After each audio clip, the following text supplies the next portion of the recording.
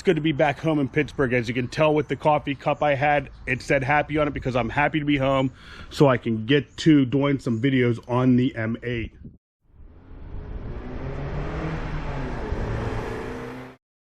Okay guys, my name is Mike. Welcome to Rogue Supercars. You guys know the drill. If it's your first time here, please hit the subscribe button and the notification button. We are getting the watch time up. The channel is growing. And we're going to be doing some fun things with the BMW M8 very soon. Today's video will consist of the 10 things I love about the BMW M8. Yeah, I'm going to go 10 things because on the next video, I have found 10 things I dislike about the BMW M8 also. I just couldn't do the 5 and 5 thing. So let's get started on the 10 things I love about the BMW M8. Okay guys, number 10 on the list is going to be the key design. I think it has a nice design, a good weight to it. You have the unlock button, the lock button, and the truck button, the panic button, and this also comes off to be part of the key to open it up. And it has the M colors here on the side, which is a really nice touch.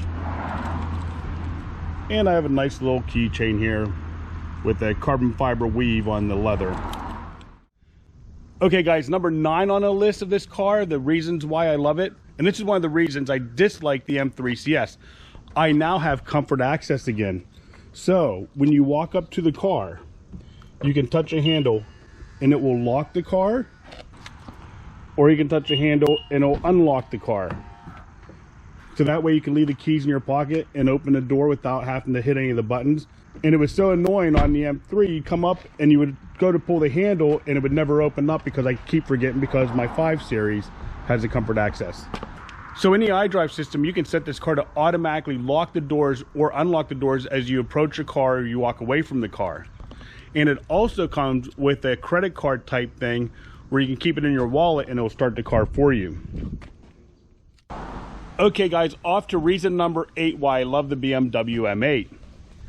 Now, as supercars go, and when we run rallies and you travel and stuff, so all the Lamborghinis and the R8s and the McLarens and the Ferraris and the Porsches, they all have small trunk spaces. Well, on this supercar, and I think it's a supercar, you have loads of trunk space. As you can see, it goes pretty far back here, and no seats fold over with these levers right here and here. So we will demonstrate by putting some things in the trunk and see how well they fit. So I have found some things to put in the trunk. These are pretty good sized tires, as you can see. Look at the size of those beaks. I believe they're like 285s. So we're going to put these 2 tires in the back of the trunk.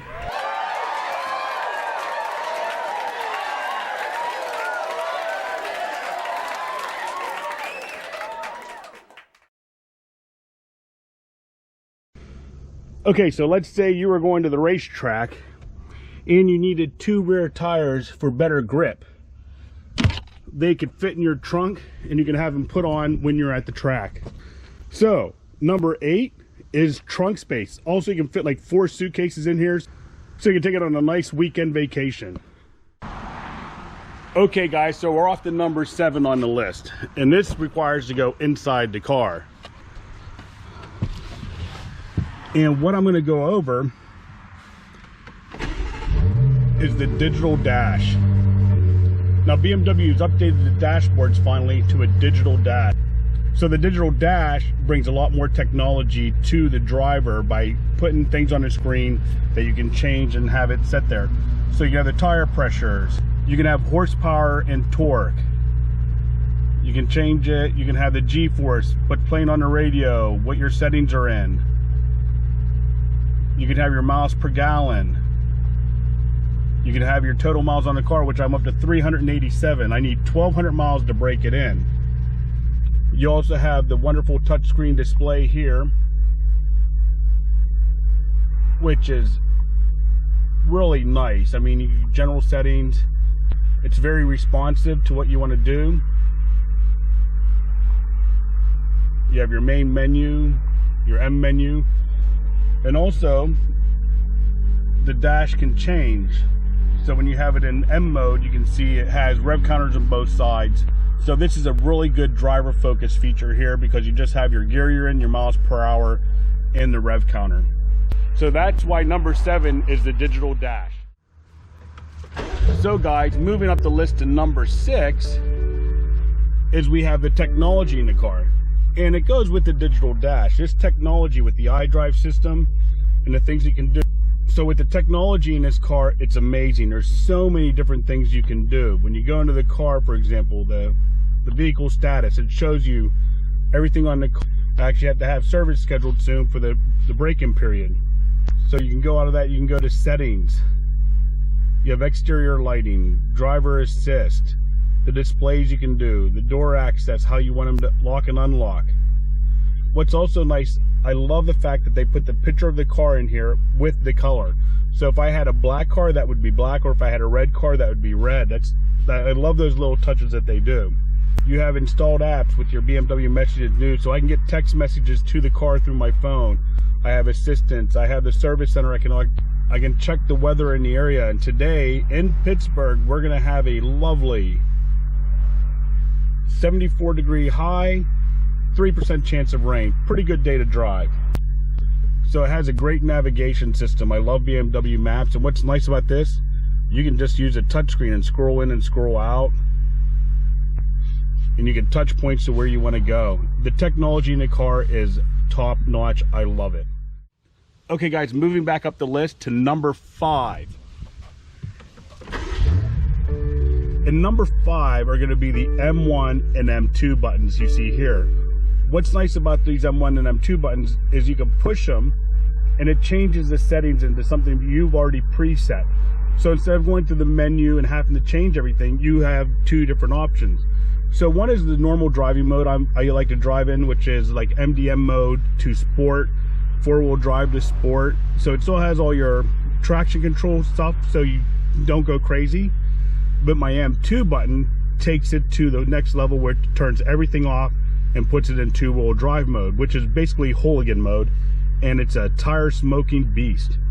Just set up the M mode buttons, you can come here and you can see, like, so you can do engine and sport plus, which I ride in. The chassis, steering, and brakes are in comfort right now, and I'm in 4-wheel drive sport. But you can change each one of these and then assign it to the M1 or M2 button, which is, I love BMW for that. They've had these in M cars for quite a while now, and it makes driving so much easier, so you don't have to fiddle around with a bunch of buttons to change it. And then it defaults to just your comfort mode when you're just starting the car up, so you want to drive normally and you want to get good gas mileage, and say you're on a long road trip boring on the turnpike, you just leave it in comfort mode and you get like 28 miles to the gallon, which is great for a 600 horsepower motor. And that's why number 5 on the list are the M1 and M2 buttons. Okay guys, we've reached number 4 on the list, and that's the interior of this car. This is designed to be a little bit more luxurious. So when you come in, you have this nice diamond pattern stitched into the car, the nice deviated stitching here, the M headrests, which actually go up and down. The M8 lights up when you turn on the car. You have the adjustable seats here. You have the lovely M steering wheel with the BMW M color stitched into it. It's heated, of course. You have the lovely carbon fiber set, which is also on top of the cup holder cover. A beautiful leather armrest. You have a full leather dash up top with deviated stitching. You have the lovely stitching on the leather doors. The Harman Kardon sound system.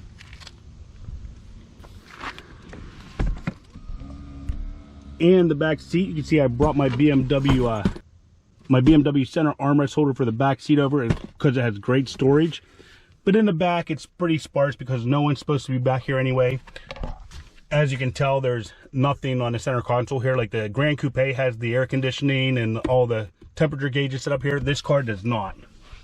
Now in the car, it's kind of dark and it's black, you can't see, but I have a full Alcantara headliner here, which is beautiful, and it runs down the A pillars also, as you can see here, which is a nice touch in the car. You have all nice aluminum dials and buttons that feel tremendous. Nothing shakes or creaks. Very well made. top-notch quality within the car, and at this price point you would expect it. So that's number 4 on the list. So on to number 3 on the things I love about the BMW M8, and that is going to be the styling of the car. So the styling of this car to me is gorgeous. It has nice aggressive lines in the front. The laser headlights are very thin. At the time this was made, these were the thinnest lights that BMW put on a car. Now with the M5 LCI update, I don't know if that's still true, but they are very narrow and look very sleek when you're coming down. You have the lines coming down here. This actually concaves a little bit, so you come down on this line and it just flows into the rear quarter panel. So I love that look coming into the quarter panel of the car. Then you come around to the rear with these amazing 3D tail lights here. So there's dimension to them. They fold in the LED lights. They're smoked. So you come around to the sexy rear end of the car with those huge quad tailpipes. Then as we come up here, you have the lovely carbon fiber roof that sits fairly low. So this car, as a design overall, to me is a big home run. It looks amazing and it looks aggressive in your rear view mirror, which I love that. Okay, on to number 2, and one of the reasons why I picked the M8, when I was looking for a car, once again, the criteria was I needed something with all-wheel drive. So the Ferrari FF, which is still one of my dream cars, and who knows, I might get it on the channel, but it had all-wheel drive. I want to be able to use this car in the winter. Because I live in Pittsburgh, we don't have wonderful winters. I mean, I can't drive a 2-wheel M3 CS all year long. So like my daily car, the 5 Series, all-wheel drive, but it's all-wheel drive all the time. You can't do anything with that. Even when you turn traction control off, it's all-wheel drive. Now that brings us to the M8, the beast. This car can be all-wheel drive, 4-wheel drive sport, which sends about 70% of the traction to the back, 30% to the front, and then you can go to beast mode, which I like to call it, and that's 2-wheel drive only, where you can just take everything, turn it off, and send all 600 horsepower to the back tires. That means this car can do amazing drifts, power slides, burnouts, whatever you want to do, but it will cost you tons of money in tires. Now, but once again, in the winter, I put a set of winter tires on this and I am golden. I can run 4-wheel drive, and I'll be pulling out Mike's Ferrari in any snowbank he gets stuck in, if he's brave enough to pull it out in the winter. So that is number 2 on the list of what I love about the BMW M8. Okay guys, now we're up to number 1, and number 1, obviously you can see where I'm going, to the hood pull. You have to pull that twice on the BMWs. And number 1 on the list, of course, is this glorious motor. I mean, a twin turbo V8, 600 horsepower, absolutely incredible machine. This car, this engine is just a torque monster. It's amazing on how much power this car has, and it comes in at like 2,500 RPMs. So this thing puts you back in your seat no matter where you are in the rev range.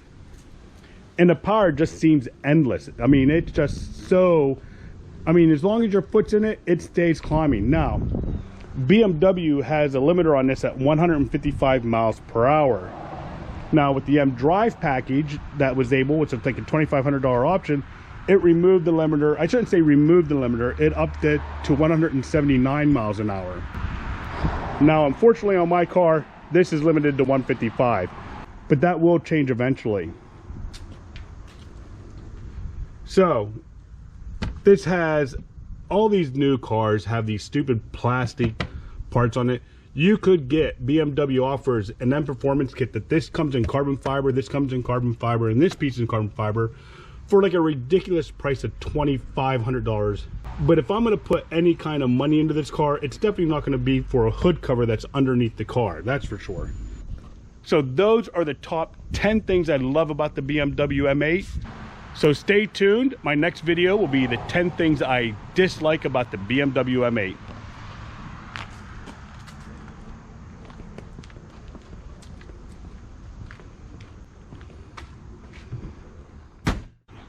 Okay guys, on that note, thank you for stopping by. Please hit the subscribe button. The channel is growing. I appreciate everyone that's been watching my videos and tuning into me. I mean, this has been a fun time, and it's going to be even more fun as we get down the road. Thank you, thank you, thank you, and we'll see you next time.